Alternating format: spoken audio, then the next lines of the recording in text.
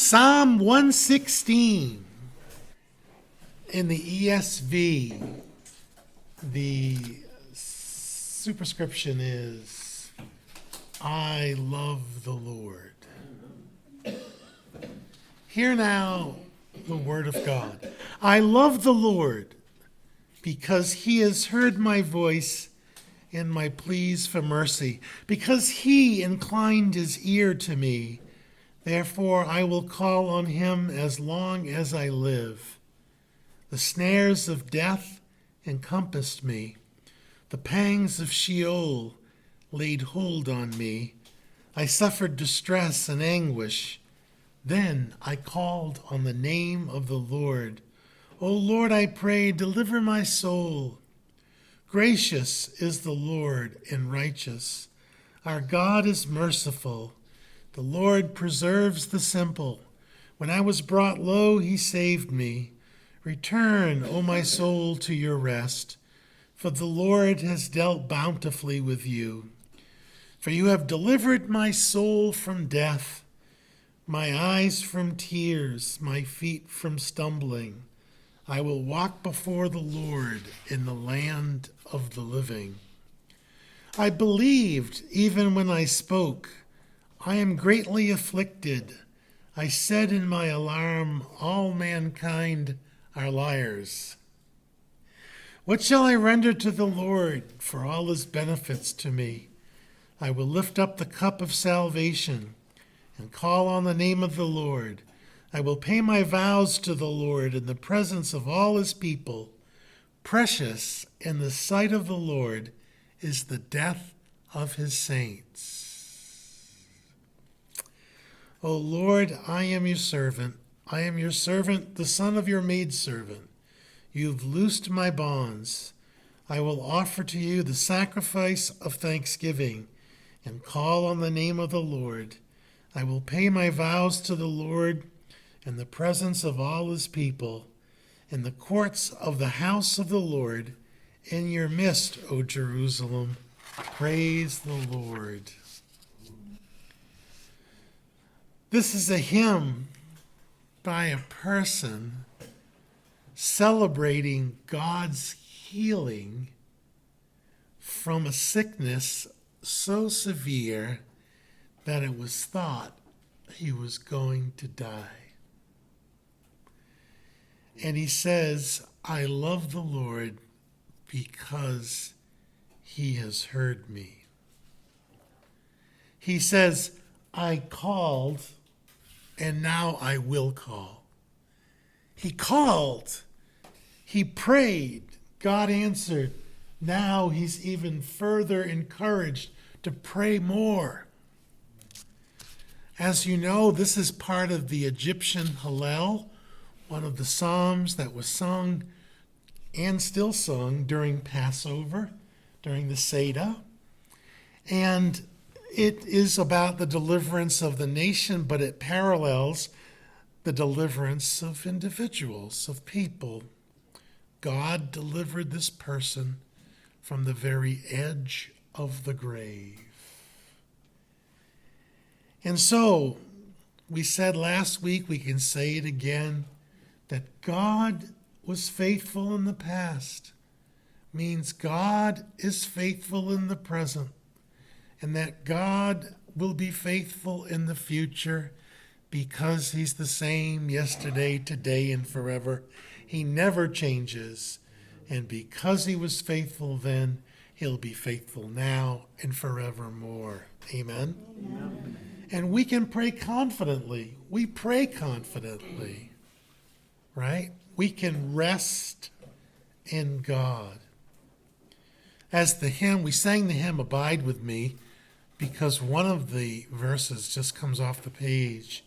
It says, when other helpers fail and comforts flee, help of the helpless, abide with me. Amen? Amen. So we show our obedience to God when we pray to him, and we show our obedience to God when we serve him. Our service is an informed service. meaning we know what God is doing. He tells us. John 15:15 says this, I have called you friends, for everything I have learned from my Father, I have made known to you. We know enough of the plan of God and his workings in history to be confident, to be secure, and to be serving him, right? And so this man says, the snares of death encompass me, the pangs of Sheol. What's Sheol? The grave. The grave. Sometimes hell, but usually the grave. I suffered distress and anguish, that I called on the name of the Lord. O Lord, I pray, deliver my soul. Isn't it funny? I just think it's unusual and funny. It's weird, isn't it? We kind of go between, we want to live, right? And if we were dying, we'd be praying to live. But ain't dying better? If you're going to be with the Lord, wouldn't dying be better than living? Paul says, I'm torn. I don't know which way. I mean, if I continue living, it means fruitful service. If I go home to be with the Lord, I'm with the Lord. So Paul resolved that one by choosing to stay and work, which is the way I see it as well, right? More time here is more opportunity to serve. And so that's good, because the Lord has a lot invested in you, Christian, in your soul, in your life. And so take care of yourself, that you would continue to serve him and make the light of Christ known and make it shine. Amen? Amen. The Lord needs you, doesn't really need you, but uses you because the world needs him and needs you to tell them about him. Amen? Amen. And so the results, gracious is the Lord and righteous. Our God is merciful. He preserves the simple. And so there's two parts of the psalm. The first one is what God did for the psalmist and the great results. And he says this, I believed, and even when I spoke, I am greatly afflicted. It wasn't that he was blind to his own desperate situation. He knew that, and he knew that people were unreliable. That's why he says, it kind of sounds like it doesn't fit. All mankind are liars. Like he's saying, hey, I'm going to be brutally honest with God. And that's what God desires of us in prayer. Brutal honesty, right? Especially when you're alone. You can just pray it out. But here, he knew that his comfort was in the Lord, not in other people. This is a actual part of the Hallel when the Lord's Supper is taken. It says, I will lift the cup of salvation and call on the name of the Lord. Do you take the elements at the Lord's Supper by faith? You know, the body and blood of the Lord, understanding what you're doing, and knowing that when you take those in faith, it brings assurance to your soul that you're saved. Amen? And so, one of the most unusual verses in the Bible is verse 15. Precious in the sight of the Lord is the death of his saints. Why would he say that? Precious in the sight of the Lord is the death of his saints. Sounds weird, doesn't it? To a culture, to a people who are bent on living here on earth for as long as humanly possible. But the Lord is particularly close to people when they are in the throes of death. He's particularly close. When they stand at death's door, you may look at them and say, poor thing. But you have no idea what they're experiencing, what they hear, and the comfort he gives. But even though people stand at death's door, so oftentimes God intervenes and he does what he believes is best, and he heals folks, doesn't he? Lots of people have recovered from very bad stuff, right? Like I said last week, we have a guy in our church that died, and the Lord delivered him, and he's doing quite well. Praise God. Yeah. But you are immortal until your work on earth is done. Did you know that? Yep. Until your work on earth is done, you are immortal. We can't repay him, can we? We are forever debtors to his grace. We can't repay him, but we should respond to him. We should respond to God's mercy. How? By giving public praise. That's why church is so important. Church is public, you know. Anybody can come to church. We don't say, oh, you can't come in, you don't have a membership card. No, this is a public service. Services on Sunday are public, right? This is public praise. So you going to church is important so you can give public praise to God. And when your neighbors see you leaving for somewhere on Sunday morning, may they ask you where you're going. And you can tell them why. I'm so grateful to God, I'm giving him public praise. In his mercy, he gives answers to prayer, doesn't he? And this is another way we can, I guess we can say it this way. We can respond to his grace. Get this. Listen. Take more from him. Is that a mind-blowing thought? I will lift up the cup of salvation and call on the name of the Lord. I will drink it. I will drink it in. I will take more of what the Lord has. Keep asking. Keep receiving. Continually ask. Pray without ceasing, right? And so many times we have these lapses in consciousness when we're doing something. I don't know what it is, but we're doing something and, we don't think of the Lord for a while.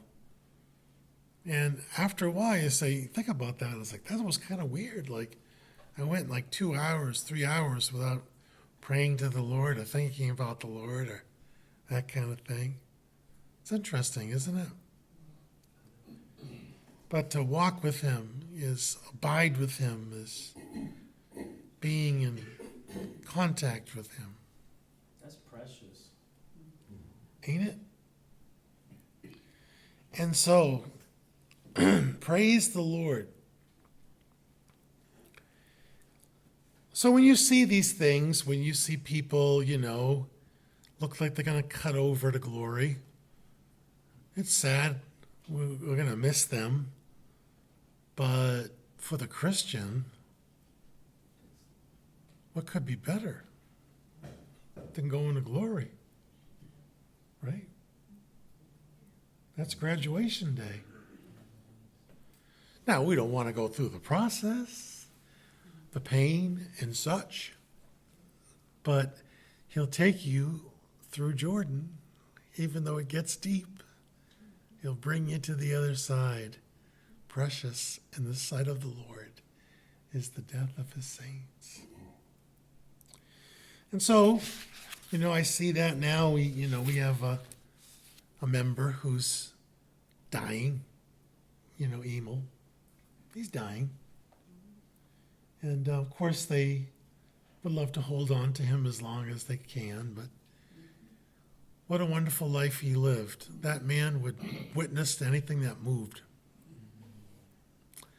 And I remember going to the Garden of Sidewalk sale and just seeing him moving about from person to person, talking about the Lord to everybody. Yeah. And now, looks like his journey is ending. Well, who knows? So they moved to Florida some time ago, but they were here for, many years. Yeah. Good family, great family. So, I love the Lord because he has heard my voice and my pleas for mercy, because he has inclined his ear to me. Therefore, I will call on him as long as I live.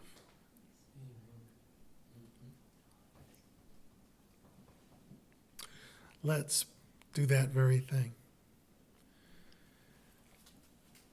Lord, that you, the God of the universe, would invite us, so small and lowly and so sinful, that you would invite us, encourage us to come boldly to the throne of grace, is amazing grace, the amazing access won by your Son, Jesus, that we can come to you with petitions large and small and set them before you, and you hear us and you answer according to your will and according to your goodness, God. You are so, so good. We don't even understand how good you are. We pray, Lord, that you would touch each one of us, and tomorrow, and the day after that, and the day after that, that you would put somebody in our path that we could speak a word to, that we could speak a word of the gospel to, boldly, respectfully, firmly. Father, we pray, Lord, that you would open our hearts as well as our mouths, that we could just bring a word of glory and good to the soul of another, and that you would use it as you see fit. We know, Lord, that your word will not return to you void, but will accomplish the purpose for which you've sent it. And so, touch each one of us, Lord, we ask, and may we be joyful messengers of the message of reconciliation. In Christ's holy name we pray, and everybody said, Amen.